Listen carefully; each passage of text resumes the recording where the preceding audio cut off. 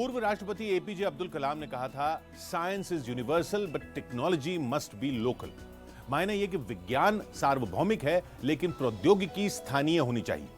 नरेंद्र मोदी ने डॉक्टर कलाम के सिद्धांत को साकार कर दिखाया है। ब्यूरोक्रेसी को नरेंद्र मोदी ने टेक सक्षम और डेटा ड्रिवन बनाया है। उन्होंने शासन प्रशासन में जन कल्याण के कार्यों की रियल टाइम मॉनिटरिंग की आदत डाली। हार्ड टास्क मास्टर कहे जाने वाले पीएम मोदी का अचूक मंत्र है, गवर्नेंस इज डिलीवरी। दुनिया नरेंद्र मोदी के बनाए प्रशासनिक मूल्यों को मानक यूं ही नहीं मानती।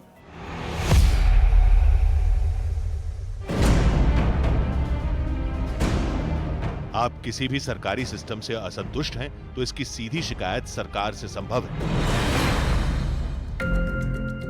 करप्शन हो, सरकारी काम में लापरवाही हो या फिर काम में लेट लतीफी, आपकी फरियाद सीधे पीएम मोदी तक पहुंचेगी। माईगव और सीपी ग्राम्स ऐप इसी काम के लिए बनाए गए हैं। जिन विभागों की शिकायत की जा सकती है उन्हें भी जान लीजिए। रेलवे, डाक विभाग, बिजली बोर्ड, नगर निगम या पंचायत, पुलिस विभाग, राशन, पीडीएस, सरकारी अस्पताल और स्वास्थ्य सेवाएं और लगभग सभी केंद्रीय और राज्य सरकारों के कार्यालय। शिकायत दर्ज हुई तो 30 से 45 दिन के अंदर समाधान की समय सीमा तय है। ऐसी पारदर्शी व्यवस्था गिने चुने देशों में है। इससे कर्मचारी से अधिकारी तक की जवाबदेही तय होती है। इस वर्क कल्चर से ब्यूरोक्रेसी में जबरदस्त बदलाव आया।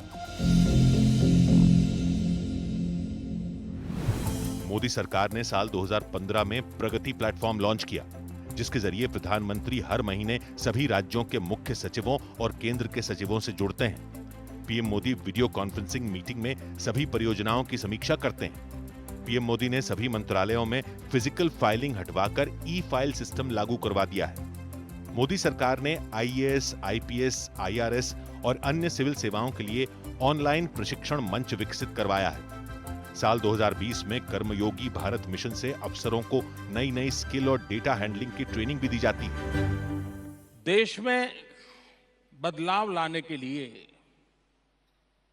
जितना महात्म्य नीतियों का है, निर्णयों का है, उतना ही महात्म्य लास्ट माइल डिलीवरी का है। जन सेवा का जितना जुनून उतना ही जन सेवकों की चिंता। पूर्व आईएएस गौरी कुमार बताती हैं कि पीएम मोदी दिन रात देश सेवा में लगे अफसरों का ख्याल कैसे रखते हैं। सिविल सर्विसेज डे में कहने लगे कि आप लोग जब घर जाते हैं तो अपनी पत्नी और बच्चों का ध्यान रखते हैं, उनसे हालचाल पूछते हैं। और उसी दिन शाम को एक एट होम होता है जो प्रेसिडेंट देते हैं, तो उसमें सारी पत्नियां जितनी थी वो सब आके इतनी खुश हो गई, कहने लगी कि आज तो पीएम साहब ने ये कहा कि पत्नियों पे ध्यान दें। मोदी सरकार के सभी मंत्रालय मैनेजमेंट इंफॉर्मेशन सिस्टम डैशबोर्ड से लैस हैं, जिनसे डेली मिलने वाले डेटा के आधार पर फैसले लिए जाते हैं। मोदी सरकार प्रतिभा और परिश्रम को पोषण देती है। अब सरकार में सिफारिशी लालों की नहीं, श्रमजीवियों को तरक्की मिलती है। शासन प्रशासन में आत्ममंथन को नरेंद्र मोदी की देन कहा जाता है। साल 2014 से इसकी नए सिरे से शुरुआत हुई, जिसे चिंतन शिविर का नाम दिया गया। यह परंपरा केंद्र से लेकर राज्य सरकारों तक पहुंची।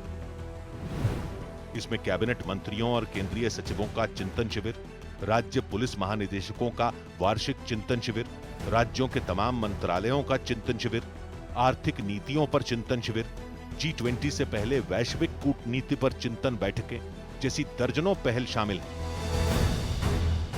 साल 2021 के पुलिस महानिदेशकों के सम्मेलन को पूरी तरह डिजिटल और पेपरलेस रखा गया। पीएम मोदी ने एक राष्ट्र एक वर्दी का विचार लखनऊ के चिंतन शिविर में दिया था। ऐसे ही जब वो गुजरात में मुख्यमंत्री थे तब हर सोमवार पूरे सिस्टम को कठिन परीक्षा से गुजरना होता था। गुजरात में मुख्यमंत्री नरेंद्र मोदी ने सीएम डैशबोर्ड बनवाया था, जहां सभी जिलाधिकारियों को परफॉर्मेंस रिपोर्ट देनी होती थी। मुख्यमंत्री कार्यालय में जनता की शिकायतों का ऑनलाइन समाधान हर सोमवार को होता था। नरेंद्र मोदी ने भूमि उपयोग, सिंचाई, शिक्षा और स्वास्थ्य विभागों को ट्रैकिंग सिस्टम से जोड़ा था। मुख्यमंत्री नरेंद्र मोदी ने फाइलें स्कैन करने और डिजिटल सिग्नेचर के जरिए भेजने की प्रथा शुरू की। नरेंद्र मोदी ने जिन फॉर्मूलों को गुजरात में मुख्यमंत्री रहते जांचा, परखा और आजमाया, उन्हें प्रधानमंत्री बनने के बाद भी इस्तेमाल किया। जिससे उनकी सरकार पर लोगों का भरोसा कायम है। पीएम मोदी पर न्यूज 18 की खास सीरीज जारी है।